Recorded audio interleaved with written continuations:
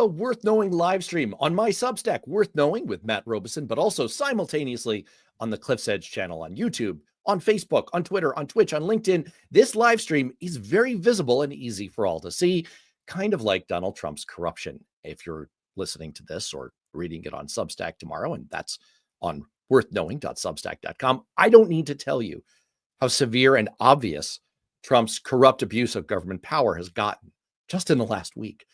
When I was in high school, I went to the beach with my girlfriend and we were tossing a tennis ball back and forth when a town police officer came up to us and gave us a ticket because apparently on this particular beach, there was a no ball playing rule. I felt compelled at that moment to point out to the officer that right over her shoulder, about 50 meters away, there was a group of college students engaged in a full 7-on-7 touch football game. As I recall, I literally said to her, look, I don't mind getting the ticket, but isn't that over there kind of a flagrant display? She actually came back 10 minutes later and told me she had not only given them the most severe level of ticket she could, she had written on it that it was for a flagrant display. I guess I was destined to become a writer. But that's what the last week has felt like. A flagrant display, a malignant peacock strutting across TV cameras with each feather tinged with a different sickly hue of corruption. Sending his henchman, FCC Chairman Brendan Carr, to extort ABC into firing Jimmy Kimmel, which on its own, as I wrote in the pages of Newsweek on Friday, was crossing a red line. News breaking over the weekend that his FBI Director Kash Patel has shut down an investigation into border czar Tom Homan, literally after the FBI had caught Homan taking a bag of $50,000 in cash from undercover agents in what he thought was a bribe to secure them government contracts. He was acting like the Hamburglar. And then finally, in a toxic trifecta, the news that U.S. Attorney Eric Siebert was resigning because there was no evidence for him to prosecute Letitia James or James Comey, which then led to Donald Trump posting on his Truth Social account on Saturday in a screechy rant directed and addressed to Attorney General Pam Bondi that he was demanding that the people he perceives as his enemies be indicted immediately. I know. I said there was no need to tell you, and I just told you. But it's because this really is just the latest and deepest outrage on top of what you well know is the astonishing corruption and abuse in the last 8 months, not to mention Trump's first term and his entire life, which our guest is eminently qualified to talk about. But what separates the last week is that it's a flagrant display. It's so obvious, so shameless. It's gotten to the point that when news of the Tom Homan scandal, a scandal that easily would have consumed an entire presidency at any other time in history, when that news broke on Saturday, Megyn Kelly tweeted, "We do not care. Don't bother Tom Homan. He's a national treasure." Note that she's not refuting the allegations. She's actually tacitly admitting that they're true, but that for political reasons, people in the Trump cult should not and will not care. But here's the thing. Let's grant everything I just laid out. Trump corruption is nothing new. Democrats have lost on running on it before. Maybe Megyn Kelly is right. Maybe people truly do not care. Maybe when Melania Trump wore that jacket saying, "I really don't care, do you?" it was a warning and a prophecy and a campaign slogan all in one. Or maybe we're missing it. As G. Elliott Morris wrote on Substack yesterday, a lot of powerful people just don't realize how unpopular Trump is. Disney stock dropped 2% while the overall market rose nearly 1% right after the Jimmy Kimmel firing. Online searches for how to cancel Disney Plus soared. And now Disney has put its mouse tail between its legs and is bringing Kimmel back tonight. In fact, there's a backlash underway about all of Trump's key issues, even the ones that ostensibly got him elected in the first place, like immigration and the cost of living. And it's not just that overall people don't like him and don't approve of what he's doing. It's that people hate him. The intensity of disapproval is kind of breathtaking. 48% of American adults strongly disapprove of the job Trump is doing. So what Morris is arguing is that we're entirely focused only on the corruption and evil that Trump is able to get away with because he wields so much power. But perhaps that's obscuring just how much of an opportunity has opened up because the number of people who revile his flagrant display is so much greater that we allow ourselves to realize amid all the noise. In The Atlantic on Sunday, David Frum even argued that the reason that Trump has ramped up his moves to consolidate authoritarian power is that he's afraid he's running out of runway, like a man trying to race upward on a downward moving escalator, and a golden one at that. And the escalator keeps moving faster against him. And that's where I wanted to start off with today's absolutely outstanding guest. Really happy to welcome back Greg Olear, the author of The Prevail Substack, one of the great chroniclers of Trump's corruption in books like 2018's Dirty Rubles and his latest Rough Beast, who Donald Trump really is, what he'll do if reelected, and why democracy must prevail. See what you did there, Greg. I'll start in the same place you did in your Substack article on July 1st, when it's called Fascism in the USA Enters the Fifth and Final Phase, where you recognize that everything you predicted in your book, Rough Beast, in 2024 was coming to pass in 2025. Greg, how does it feel to be vindicated? Pretty shitty, I have to say. That was a very good opening rant, by the way. I enjoyed it. So thank you.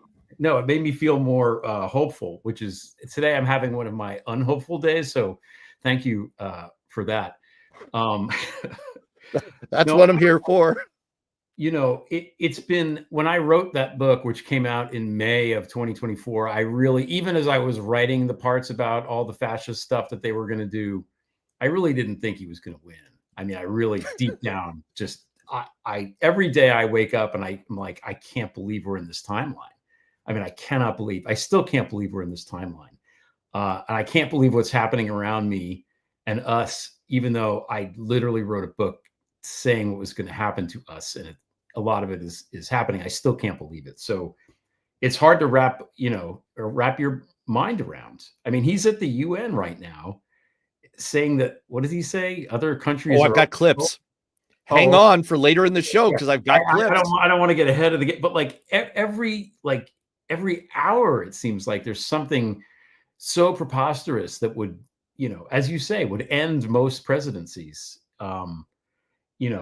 Remember did you watch The West Wing? Were you a West Wing guy?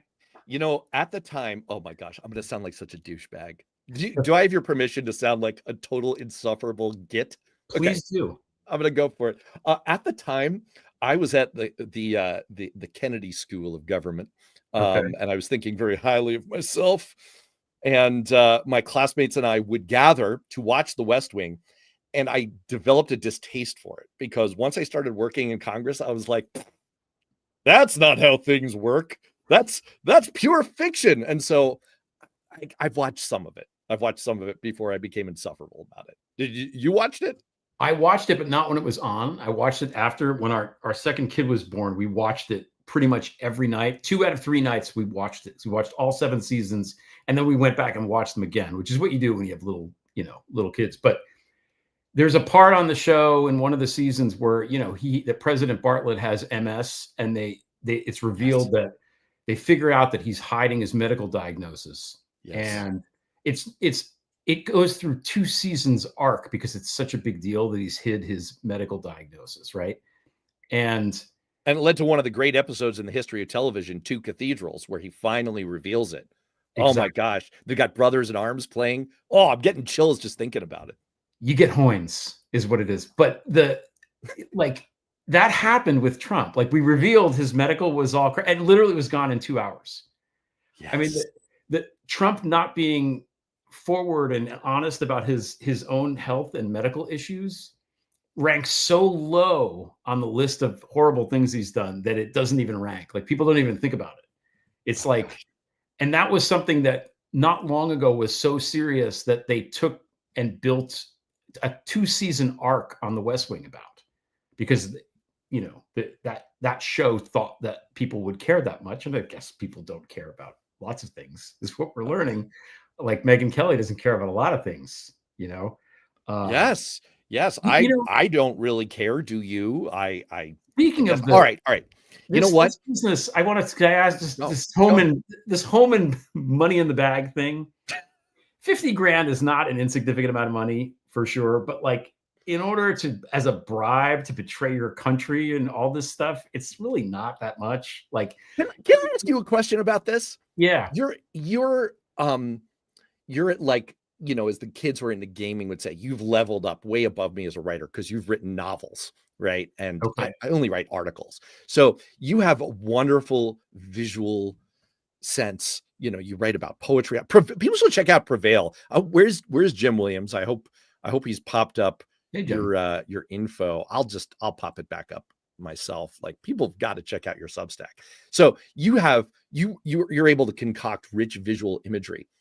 Paint the picture for me out of your mind's eye. How big a bag does one need for $50,000? What denomination of currency is it in? Like, what does this look like? You don't understand how accurately I can answer your question because of my day job, but like $10,000 is in $100 bills is basically, what we call a bundle, which is, maybe about this big. It's probably half an inch. So no way. $100,000 is about maybe 6 inches tall. So 50 is maybe 3. Like, it's tiny. It'll fit in your jacket pocket. It's not a lot. He doesn't need a bag unless it's like spilled out like Scrooge McDuck or something. But like, these people, even remember Pam Bondi, like they were going to do the Trump U in Florida, and then they gave her like 20 grand into her re-election campaign, and then she was like, "Oh, we're not going to do that." Like 20 grand, that's it. That's all it costs. Like, it's the line from Casablanca. I don't object. I don't mind a parasite. I object to a cut rate one. And that's the I want to put out a public service announcement for anyone who's hoping to bribe me someday. I might have an Andy Dwyer moment from Parks and Rec where I have to literally ask you to go to the bank and get it in ones, because I want to feel it. Like, bring me a duffel bag. I mean, I am willing to sell out. Okay. Let's be clear. I am willing to sell out, but make me feel rich. Don't mess around. My goodness. Hey, I want to do 3 very, very quick things. As always, I have to acknowledge our wonderful chatters, commenters, seeing a lot of familiar faces, voices, and handles back here, which I just deeply appreciate. I especially appreciate this because I'm going to therapize myself live on air with all of you by admitting my deep Jewish guilt. It's Rosh Hashanah. And I did attend synagogue services this morning. And then I told myself, even though I'm not supposed to work today, this isn't work. It's not work. And it's because of all of you. It's because of all of the chatters. I so enjoy hanging out with you that this is relaxation for me. So those 2 pieces. And third, I want to play on the theme of Rosh Hashanah, the idea of entering a sweet new year, because I want to get to the question that I sort of teased at the top. MJ was saying in the comments that she'd lost. Here we go. Here it is. 100% out of hope. We can't have that happen to our MJ.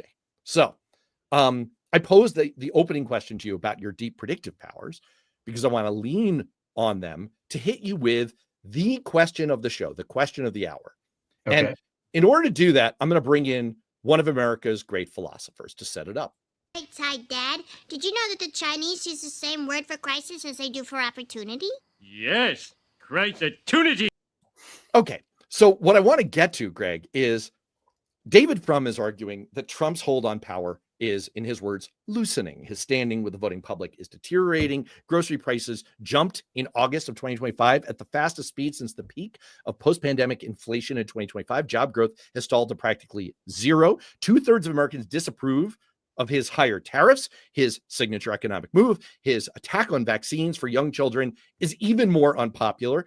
This year has brought the highest number of measles cases since the Clinton administration introduced free universal vaccination for young children in 1993. He's telling pregnant women, just grin and bear it, darn it. Don't worry about your pain or your fever. Put up with it, or else you might cause your children autism, something that is surely not welcomed. The point is, well, one more for you. More than 60% of Republicans younger than 45 say that things are on the wrong track. That's a 30-point deterioration over the 3 months of the summer. So, Greg, I ask you, maybe we've hit like just another ratchet point on the downward slide toward authoritarianism and disaster, or maybe is this a crisis-tunity? It is a crisis-tunity. Everything is a crisis-tunity. Crisis-tunity. I can't even say that word. The problem is, and I will circle back to the hopeful aspect, but we have to be honest about where we are, which is that there's no easy way for him to leave. He's not going to get impeached. If he gets impeached, he's not going to get removed that way. So we're stuck with him until basically the next election, or if the good Lord takes him away, and then we get Vance. Cut to Bartlett, you get Hoynes. We would love to have Hoynes right now. Believe me. there isn't a mechanism to remove the people that are in power. And even if something were to happen to Trump, all of his horrible, like unconscionably awful cabinet people are still in place. We have Tulsi Gabbard, who, you know, is carrying water apparently for the Kremlin, and has been for quite some time. I don't know if she's actually a Russian asset, but she's certainly behaving like one, which is probably not what you want for the person in charge of all of your intelligence services. You got Pete Hegseth, who I think, other than, you know, hair gel, doesn't know how to do much of anything, and he's in charge of the defense of the country. Or excuse me, war. He's in charge of War. Which apparently, what is it good for? This thing, just changing the name is going to cost like millions and millions and millions of dollars because of the signage or something. It's just so stupid. Can I just interject on that point? Please. It's so picayune, but it's just, it sticks in my craw. We used to do this shit. Oh, I'm cursing on Rosh Hashanah. All right. We used to do this dance. Every time control of the House of Representatives flipped, we'd change the names of various committees: Committee on Foreign Relations, Committee on International Affairs, Labor, Workforce. And there'd be the Republican version and the Democratic version. And each time we'd change all the stationery, and it would cost you, well, maybe not a bag full of cash, but, anyway. All right, please go on. These people are there. Hegseth is there. And my God, RFK, we're one pandemic away from tens of millions of people dying. Like, he cannot be in charge of a pandemic. People will die in waves, in droves, in vast amounts. So even if Trump is gone, these people are still there. I don't know if we can impeach them. I don't know how that works, but it's a really a slog to get through. So how do we get from here to the next, even to the midterms intact? Can we convince Trump to leave? Can we offer him something on the way out? I mean, is there some, like, we won't prosecute you if you just go away right now and just stay at Mar-a-Lago forever? I don't know. I'm just spitballing here, but that's the problem. We have to survive until election day. Yes. 2020. What year is the next election? What year are we in now? Is it 2020? What's my age again? Said Blink 182. What's my age again? And he's got his ICE agents who have an enormous budget, and the budget is not going to, they can use the budget however they want. So how do we know that they're not going to just have ICE agents all over all the polling places?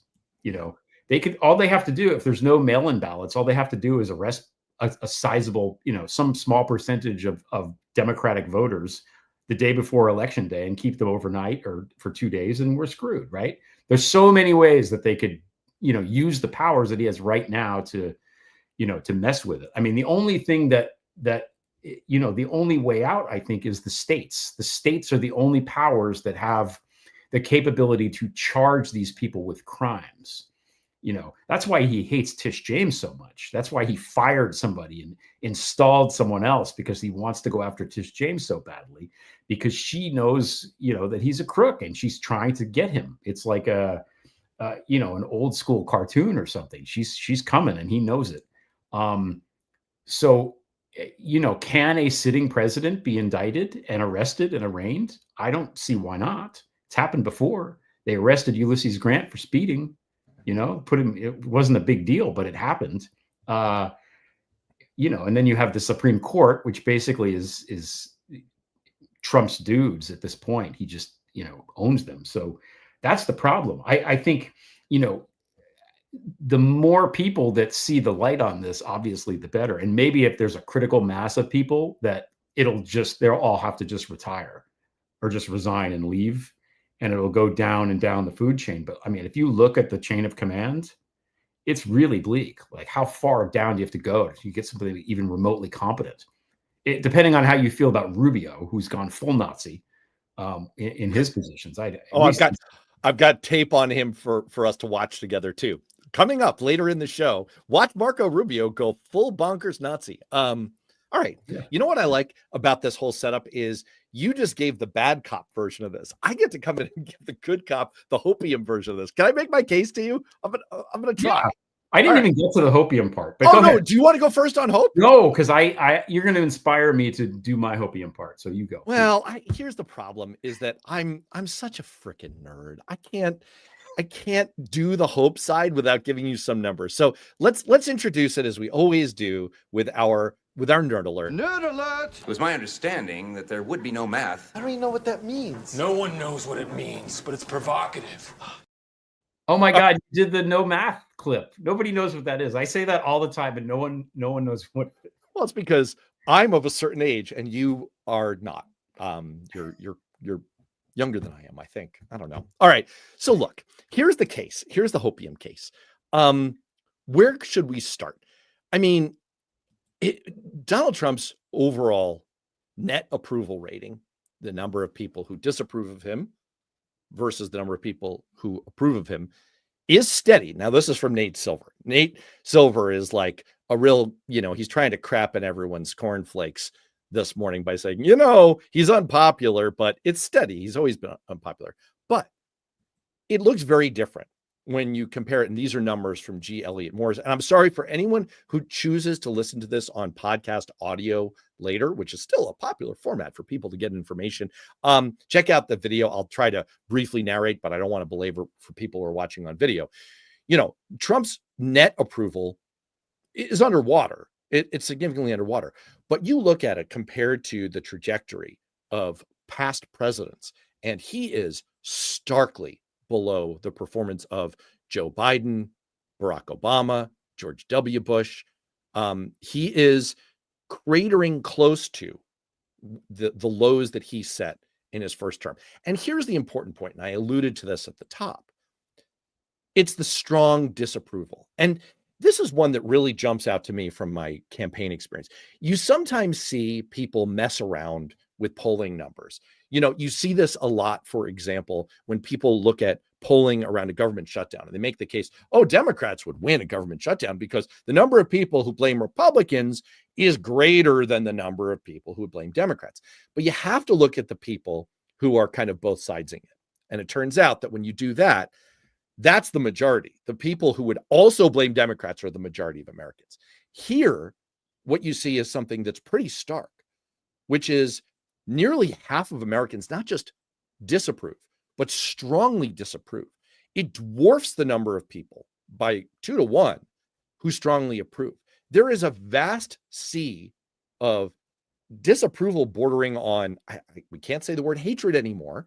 Pam Bondi might kill us, but there is loathing out there for the president, and you see it play out on issues, particularly. And again, this is another Nate Silverism, but you can get similar numbers just about anywhere.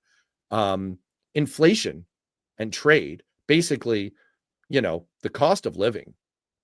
He's absolutely cratering on these issues. These were the issues that won him the presidency. If you look at polling from firms affiliated with Democrats, what it tells you, hands down, is that there were 3 reasons why Donald Trump won.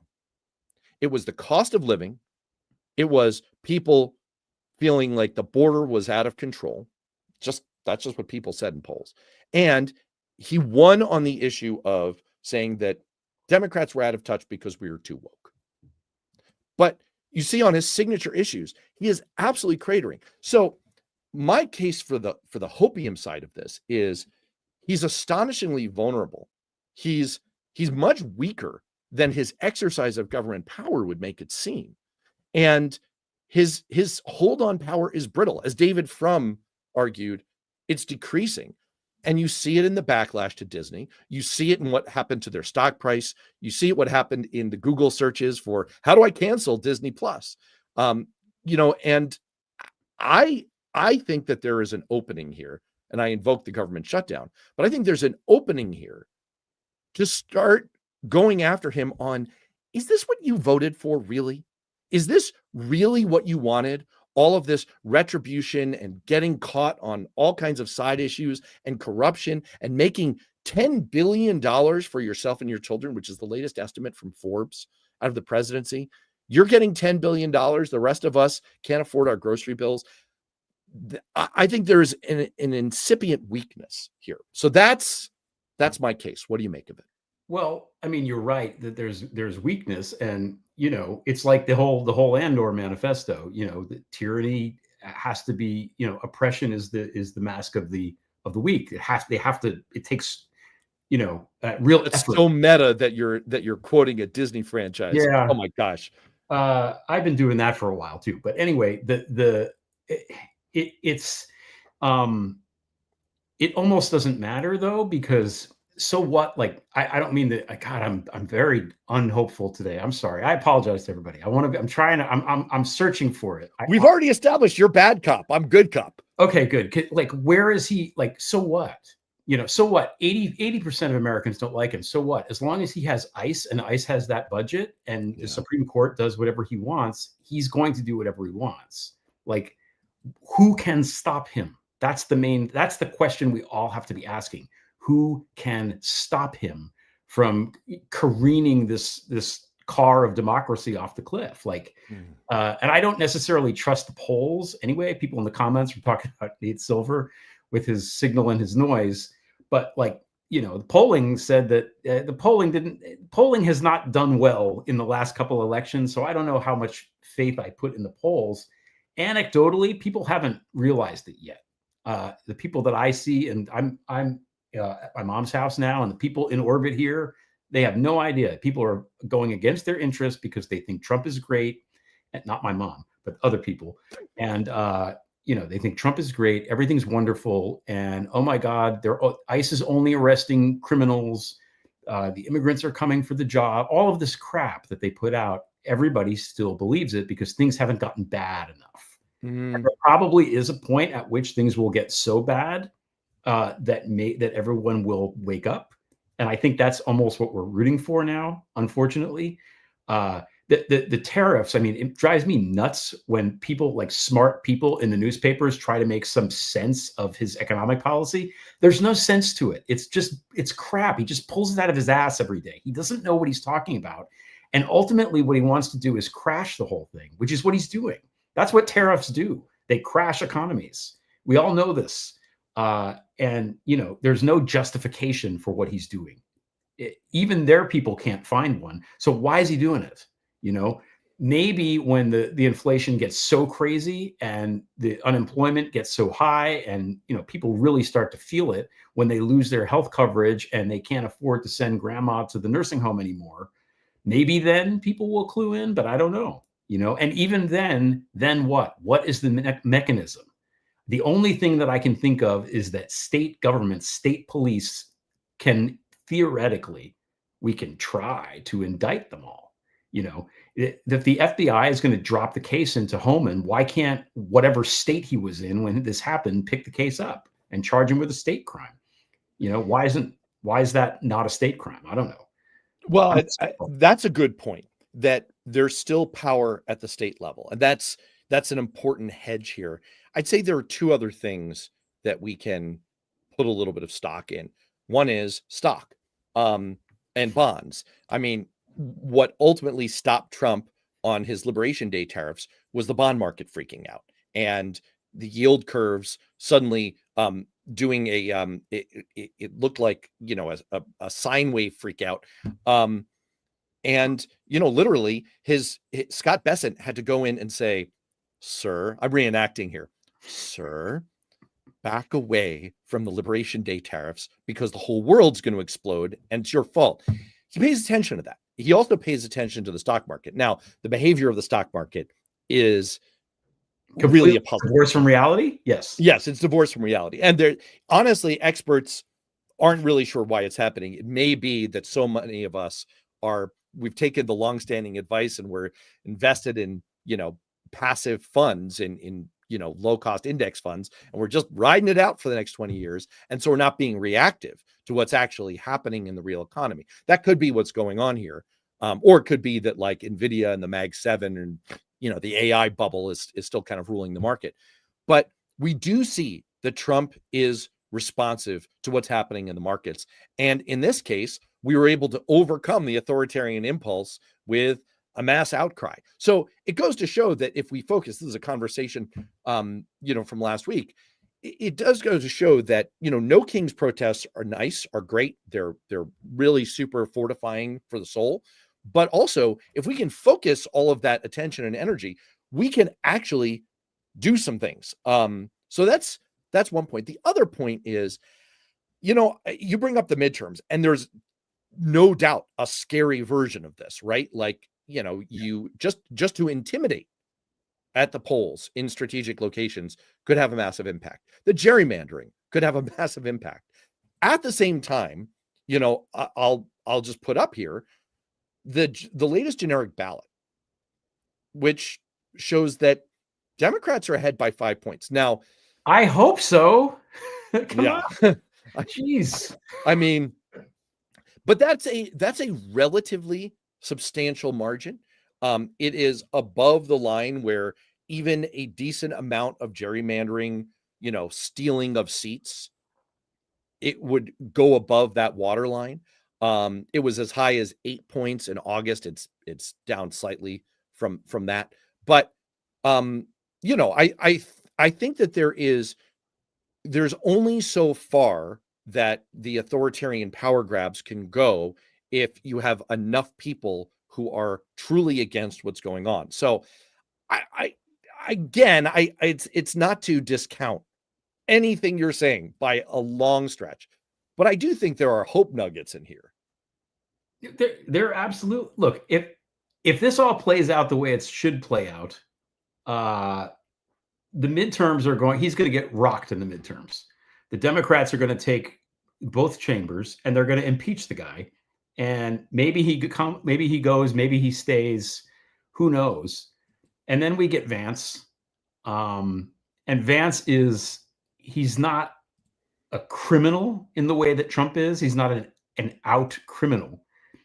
He's not involved long-term with the mafia in the way that Trump has been. He's not, he hasn't been cultivated by the Kremlin since the early 80s like Trump has been, et cetera, et cetera. And he must be, I think, on a personal level, sick of everybody making fun of him. So maybe he goes in there and once he has power, actually is like, hey, maybe I will do some things to make people actually like me. Because whoever goes after Trump, it's like your Simpsons, right? The inanimate carbon rod is going to look better than Trump. Like Yeah. And I'll shout out to Lefty Gramps here that I think he's summarized our discussion perfectly. It's probably both things are true at the same time, right? Trump's soft power is that's exactly the point. But he has jackboots on the ground, and that may ultimately be dispositive here. Now, the other thing, okay, thank you, because now I found my hopium. I found it. Go! The Epstein thing, even though MJ wants you to keep it honest. All right, okay, go anyway. The Epstein thing cannot go away. That's the only thing that can beat him. And the reason why that alone is the thing that can beat him is that can get the MAGAs off him. Because the MAGA people, there's a large swath of MAGA that were basically groomed into believing that the Epstein files are the be all end all and all this. And that's why, one of the reasons why it's sticking around, because both sides are talking about it. Both sides are worried about it. People on that side, there's going to be the real hardcore occultists who don't care. But most people are kind of like not interested or in endorsing the rape of children. I'm just guessing. I would like to think. And if that comes out that he's involved with this more so than we already know, and remember, the best case scenario for Trump, the best case scenario is that he was really good friends for 15 years with the two most notorious child sex traffickers possibly of all time, and allowed them to use Mar-a-Lago to groom the girls that they would traffic and rape. That's the best case scenario for Trump. Well, the worst case scenario, and we already know this. This is undeniable. Right. The best case, the worst case, it gets worse from there. And look, if there was anything in those Epstein files that exonerated Trump, we would have the damn files by now. Believe you me, if there was anything in there to make it seem like he was the good guy, he would have it. He would be at the UN today with look at these files, look at all the stuff I did, but it's not. So, he either did that or he participated or somewhere in between. We don't know what he did, but he did something. And maybe it was financial. I don't know. Epstein was sat on a lot of money. A lot of it's really shady. Who the hell knows? That is a thing that can splinter MAGA if you have MAGA no longer into him, and MAGA joins forces with the rest of us, or enough of MAGA do, then I think you could take him down and make But him. Greg, I thought that Trump was doing amazing. Hold on. I have great evidence for this. This is from this morning. I look at this. Agrees with it. I mean, I was very proud to see this morning I have the highest poll numbers I've ever had. Part of it is because of what we've done on the border. I guess the other. I mean, he has the highest poll numbers ever, Greg. He doesn't look well. Like, what's that? What is that stuff he has slathered on his done on the face? economy. Joe Biden's policies empowered murderous gangs, human smugglers, child traffickers, drug cartels. He looks like someone is trying to do a parody of him on South Park. It's really astonishing. All right. Well, I mean, look, since I broke the seal on, would you like to discuss this morning's UN insanity? Look, I've been traveling, so I didn't watch it. I just saw like little clips here and there, but it's just a madness. Like, who goes to a thing like that and talks that way? The UN is about diplomacy, right? Isn't it? Isn't that the point of it? Like, well, yes, and in fact, I have again on very, very good authority that Trump's been killing it. Look, take it from him. Action. Now, after ending all of these wars and also earlier negotiating the Abraham Accords, which is a very big thing for which our country received no credit, never receives credit. Everyone says that I should get the Nobel Peace Prize. Everyone says it. Everyone says it. So clearly that's happening. Mark your calendar, October 10th. That's coming up. Yeah, he sounds, I mean, you know, I don't want to spoil the surprise. I'm sure you're looking forward to, catching up on this on your flight later. But he sounded really, really crazy. And, what was really obnoxious, and I know like people talk about a stone cold bummer. People don't want to really focus on this as an issue, but I'm just going to take a point of personal privilege for just a minute here to point out this is juxtaposed. What he's bragging about to the UN right now, which is in convocation to discuss wars and famine and human tragedy on a scale rarely seen around the world in recent decades. We had this exchange with, you mentioned Marco Rubio going full Nazi and fully off the rails earlier. We had this exchange with George Stephanopoulos over the weekend. It's worth watching a moment of this. And others in the administration have said several times that no one has died because of the administration's cuts to humanitarian aid and the shuttering the Agency for International Development. A host of international aid organizations have disputed that. They've detailed how many lives have been lost. Also, Nick Kristof of the New York Times had an extensive piece in the New York Times on Sunday, firsthand reporting on the deaths being caused by the cuts in aid. And he went on to say this. I want to show a tweet he put up. He said, I also obtained an internal Trump administration memo stating that the cost of shutting down USAID is $6.4 billion over 2 years. That sum could save more than 1 million children's lives. Instead, it is being spent to shut down programs that saves lives. It's not just that the Trump administration and Donald Trump himself, because the buck stops with him, it's not just that they've directly caused the deaths of, estimates vary, 300,000 people, many of them children around the world. It's not just that they've reversed what were genuine humanitarian accomplishments of previous Republican administrations. On this show before, I have said that George W. Bush, despite his many crimes, mistakes, evils, probably deserves a Nobel Peace Prize for PEPFAR, which is responsible for saving 25 million lives, mostly of children in Africa. That is a significant humanitarian accomplishment. Trump has reversed that, added to the death toll, and is actually paying $6.4 billion to continue the destruction. If he's just willing to spend that amount, he could save an additional 1 million lives. To choose a word of the day, the chutzpah, to go in front of the UN and to say, I deserve a Nobel Prize for what I'm doing, while he's in the midst of hectoring our European allies. Oh, yeah, I'm going to impose sanctions on Vladimir Putin, for whom I literally just put American soldiers on their knees to bow to him while rolling out a red carpet for him 6 weeks ago.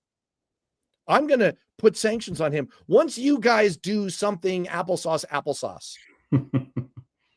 So as a long time, okay, now we've reversed roles. Or maybe we both get to be bad cop. But I find the outrage of this absolutely appalling, stunning, and why more people of faith, of whatever faith they hold, why more people aren't absolutely beside themselves. I mean, this is equivalent to causing as much death as convicted war criminals have caused, what Donald Trump has done. And he stands in front of the United Nations and says, give me a Nobel Peace Prize. What a disaster. I mean, the problem is that most, or I shouldn't even say most, many people don't know what USAID does, don't know about all these programs. The numbers are estimates. They're not, it's hard to wrap your head around it. Maybe people think it's too woke what they're doing, saving these lives. People are racist. They don't care about children in Africa. You know, pick your reason. So let's spin it in a way that MAGA will appreciate. Okay. It's the soft power of the United States around the world. The United States is supposed to be this big superpower. We're supposed to be the hegemon of the world. We're supposed to be the policeman of the world. We're supposed to be the leaders of the free world. And one of the main ways that we express our power, that we flex our soft power around the world, is through these programs. What they do, in addition to all the good things that they do, the good like woke things that you care about, you know, in addition to those things, what we do is we put ourselves in a position so that Russia and China and our other enemies cannot get footholds into all of these countries around the world. That's what it does. If you want to think about it in terms that they like, this is a way that we are an imperial power. And Trump gave that away. He gave it away. He just surrendered it to China and to Russia. It's a surrender. That's what it is. Just like the summit meeting in Alaska was nothing more than a surrender to Putin. It was a surrender. He might as well come out with a white flag. That's a disgrace. So I think from that standpoint, that's something that people on that side, I think, understand better and could rally behind a little bit more, that he's literally made the country orders of magnitude less powerful and less relevant in the world, on the world stage.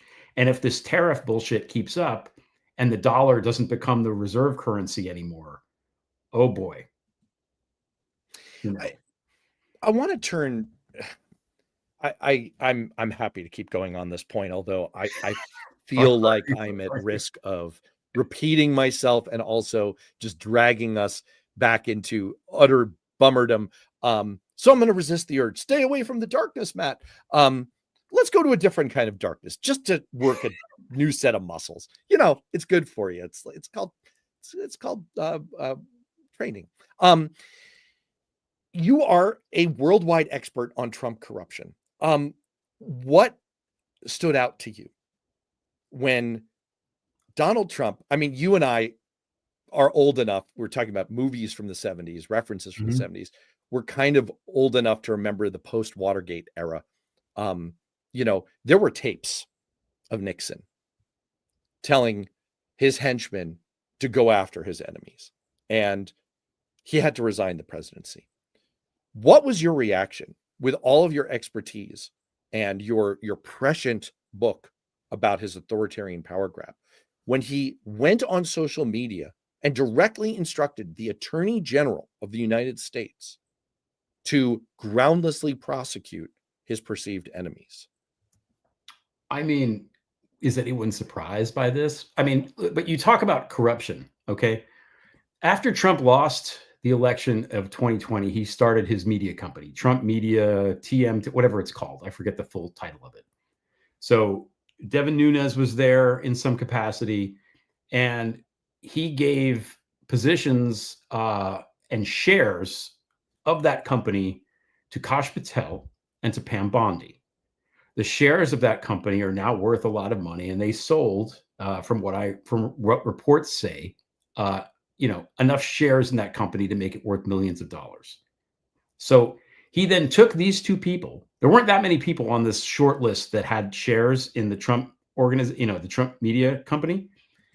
He put one of them in charge of prosecuting federal crimes, and he put the other one in charge of investigating federal crimes. In what reality do we think that these two people, who he is effectively de facto pre-bribed, in what reality are they going to not do what he says? They're never going. That's why Kash Patel is always looks like a robot on the brink of short circuiting in front of these committees, because he knows he can't, he's not allowed to do the thing that he has to do. He has to say black is white and up is down and all that. He has to, for a variety of reasons. But I can't only speculate what they are. But my God, their livelihood has depended on this man for years now. And then he hires them and the Senate confirms them. I mean, I know that these votes were close, but of course Pam Bondi is going to say that. I'm glad that came out. I'm glad that we got to see it, that he screwed up and posted it instead of DM'd it, because now we know what we're dealing with. That's a smoking gun. That shows you what he's doing. And people in the country might not be aware of what the actual role of the Attorney General is. I think a lot of people do think that the Attorney General just is, the president's lawyer and does what the president says, and not that there's this, sort of firewall between them, right? In the way that when newspapers were set up, I don't know if it's still the case. The publishing side and the editorial side, there was a firewall between them, because you did not want the editorial side to be influenced by the publisher side. You did not want the editorial side to be influenced by money, because it affected the journalism. And the idea was to, produce really, really good journalism. If you're the New York Times, if you're the Washington Post, et cetera. So that's all gone. These people are just, and this was, Kash Patel said they were going to do this. He said it. It's in my book, the quote, retribution, vengeance, all this stuff. None of this is a surprise. I'm glad we got to see that, because now they can't deny it anymore. So I want to read back something you just said, because this is in your area of expertise, not mine. But if I'm following you correctly, it's been well established by you, Craig Unger, all kinds of reputable sources who have done tons of shoe leather reporting and work on this, that Trump, they have compromat on him. The KGB, the then Soviet Union, Vladimir Putin, Russia, they're able to leverage enormous financial pressure on him. And as a result, probably, I mean, you can certainly say it's an awfully big coincidence. One of his early moves was to shut down the arm of the FBI that investigates international financial crimes, that would have gone after some of the crypto bros who, with all kinds of shadowy assets, have now invested in his cryptocurrency, his financial assets. And what you're saying is that in turn, his cabinet officers, Pam Bondi and Kash Patel, have also benefited financially from those exact same financial assets. So what you have is this waterfall that starts with Russian money, Russian compromat, Russian leverage over Donald Trump, and that flows all the way down to the corrupt law enforcement that he's put in place, and that he's now instructing, with all of that force behind it, to go after his political enemies. Pretty much, yeah. I forgot, by the way, remember when he had that dinner when he was launching his meme coin? Oh yes, $1 million a plate dinner. And he just funneled money into the meme coin, and then he immediately sold. That's these, and the UAE now, he had that thing with the UAE basically just shoveling money to it. Like, you're not allowed to take money from foreign governments, my God, but I guess Trump can do it. And my position on crypto is that it's basically, it exists because the mafia needs another way of making payments besides cash, and they figured it out. So that's great to some degree, but I prefer my money to have the full faith and credit of the United States government behind it, and not Semyon Mogilevich and like whoever. I just think it's all crap. But yeah, I don't know. He's corrupt. It's so corrupt. There's so much that you can't wrap your brain around it. And every hour he says something else that people have to report about because that's their job. News is something new. It's something new that happened. Now, I'm going to throw this out here. This is a total shot in the dark. Total shot in the dark. And I assume the answer is no. You have been very busy recently. So I assume you have not done any work on Lindsay Halligan, who he just tapped to be the new U.S. attorney to replace Eric Seifert, who resigned rather than pursue prosecutions for which there was no evidence against Letitia James and James Comey. We don't seem to know a lot about her other than her background was as a personal lawyer for Donald Trump. Oh, she is. She does have a law degree. I wasn't sure if she did. She does have a law degree, and she worked previously handling health insurance matters in Florida. That sounds like a euphemism for something very, very dirty. Do we know anything further about her and whether she has these kinds of financial ties and whether there's this kind of leverage over her? No, I haven't had time to look into her. I would regard with suspicion anybody that Trump installs, especially as an acting person, especially in that position specifically that has so much leeway in terms of jurisdiction to go after people. Now, at some point, the expertise problem is going to bite them in the ass. You install these bad lawyers, they're not going to win the cases. They're just not. They're going to waste everybody's time, but it's like with Hegseth and the Signal chat and my running joke is that he brings his wife everywhere because she's secretly running the Defense Department. Excuse me, War Department. Because I don't think he knows how to do anything other than put like pomade in his hair and obviously drink a lot. So yeah, I would be worried about her. That's I don't want to say anything untoward because I don't know. Yes. Maybe she'll be wonderful. Maybe she'll go in there and surprise everyone. Maybe she's a secret Antifa agent who's going to get in there and save the day. I don't know. I have a question for MJ. MJ points out she looks like Hope Hicks. How do we know that she's not Hope Hicks? What if they just slathered a little makeup on and they just rolled out Hope again? Because, she does look like Hope Hicks. It's true. She does look an awful. I should pull a photo here to put up. It is actually, yes. I thank you. I'm a little. I know I'm going to sound like one of these right-wing conspiracy nutters, but I have let go of the idea that this doesn't keep going deeper and deeper, and it always looks the same no matter how deep you go, like a fractal. It would not shock me one bit. It's an astonishingly good point that you make, that it's not just, it used to be that people would sort of perform for the boss because they wanted to stay in the boss's good graces in politics because the boss is the source of future jobs. Typically in politics, you don't go out and crap all over the people who hired you like Kamala Harris just did.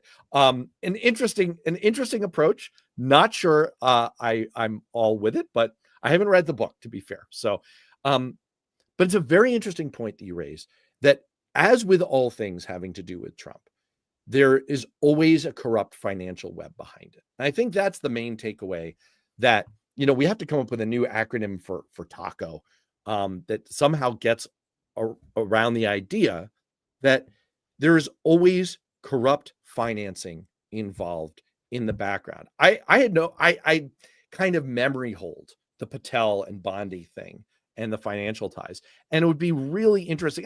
You see it in this whole TikTok thing. Here's something that is, Americans aren't going to really care that it's blatantly unconstitutional. Congress passed a law. So the president, as the head of the executive branch, is he has actually taken an oath. He probably blacked out during this, but he's supposed to faithfully execute the laws under the Constitution. That, he swore to that, but no mind. He's there was executing them in that he's killing them. Yes. Oh, there's plenty. He's in favor of executions.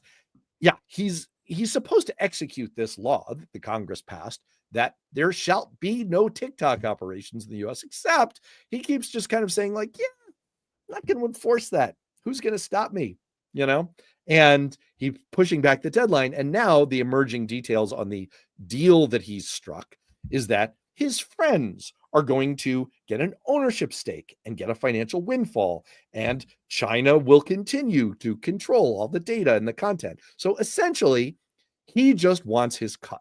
That is, I think that's the answer we keep coming back to over and over again, is that there's always a corrupt financial piece behind the scenes or on the surface with everything Trump does. And in a way, it almost makes me, this might be me sniffing more hopium, but it almost makes me more hopeful again because of what you said, that he's running into his own incompetence and the incompetence of the sycophants he's putting around him.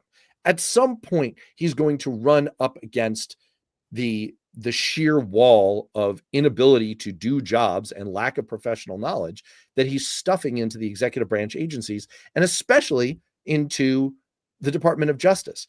At some point, that's going to bite him in all of these legal cases that, notwithstanding what's happened at the Supreme Court level, he keeps losing, at least at the district and appeals court level. So maybe that's another Achilles heel that's beginning to develop. He certainly is vulnerable to weakness in his feet. We know that medically. Yeah. Maybe you should take Tylenol. Your take about, the financial aspect, there's always a financial aspect. It's best to think of him as a mob boss because that's what he is. So here's your acronym. Trump is Tony Soprano. You can say it. I don't know if we're allowed to say it on the air, but that's a good acronym for him. Soprano. Okay. It took me a minute there. I kept trying to fit that into taco, and I'm like, no, wait, that's not what that stands for. Yeah. Okay. Sure. You know what? I'm going to put it out there in the chats. My challenge to you is come up with your own acronym to capture the idea that if you want to explain Trump, follow the money, follow the dark, corrupt money. That's always the answer. Well, Mimi likes your acronym. Mimi W is in favor. We can be a little bit dirty. I mean, for those of us who aren't nominally celebrating a holy day today. Yes. Okay. Thanks. Thanks, Dark Shibu. Okay. You had to spell it out for me because I couldn't follow it. So that's speaking of Tylenol, I do want to close out on this. I know we're reaching the top of the hour. You've got to go. You've literally got a flight to catch. I mean, look, I'm not a doctor. My wife's a doctor. I don't want to have her be a health authority here, but her reaction was, there's no evidence for this. This whole thing, you can't disprove a negative. You can't say, there has been some correlation shown. That's not causation. That's not science. But I guess the real political question for you is this going to, if the question of the hour is, are we at a crisis-opportunity point? Is there, is this all going to start to rebound hard on him? This seems to be crossing a line. It's not just giving medical disinformation. It's not just telling millions of American women, you're insufficiently tough during your pregnancies. I'm not going to say that. Maybe Donald Trump's a braver man than I am, Admiral Bone Spurs there, because I'm sure not going to say that. I mean, at some level, we know that vaccines are incredibly popular, incredibly well supported by the American public. Is this going to rebound on him? I mean, well, the other piece of this that I was thinking about is, how many people shorted the stock in the Tylenol parent company, which is no longer Johnson & Johnson. It's some other spin-off company that I ever heard of. And the stock took a hit. I've never heard of it either. Yeah. So this is what he does. He makes these ridiculous announcements. People make money on it. And then everybody forgets about it. over and over and over and over again. This is what happens. So the first thing I thought is, okay, who's making money on this? Who It's shorted clearly the a money stock? thing. I mean, All right. I read Internet somewhere- sleuths. Oh, Kenview. Thank you. Yeah. Thank Kenview. you. Like, yeah, I don't know. Somebody wrote, Tylenol came out in 1955, which, by the way, for those of us allergic to ibuprofen, Tylenol is a wonderful thing when you need it. So, vaccines are the single best part about being alive right now. Period. Full stop. Nothing comes close. Tylenol, maybe number two. I don't know. Fantasy football or Tylenol. Take your pick. It's one of the two, and yeah, it's ridiculous. And that was also my thought, is he's just being like, let's torture the women, make them suffer. That's on brand. Yeah. So it's a perfect storm for him. It's, bad for women. It's lies. It's a way that he can make money.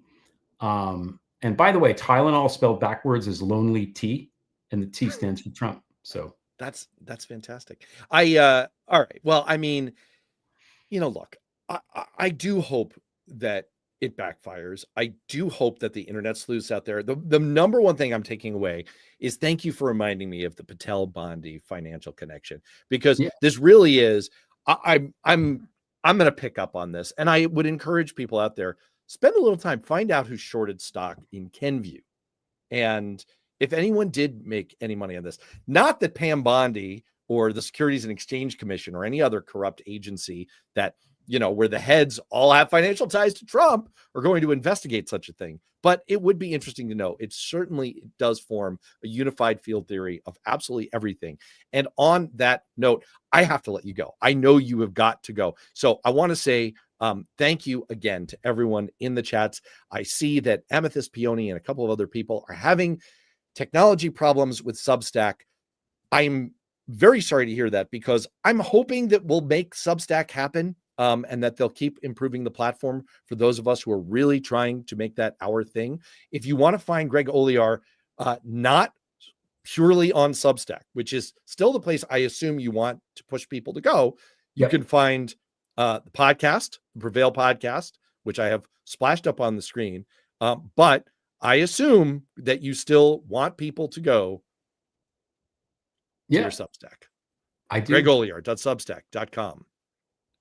That's it. That is it. And I would ask people, same thing with me, worthknowing.substack.com. Got all my stuff there, the podcast, the videos. I'll try and do more on YouTube. I really will. So with that, safe travels to Greg Olear. A very happy new year to all of our Jewish friends out there.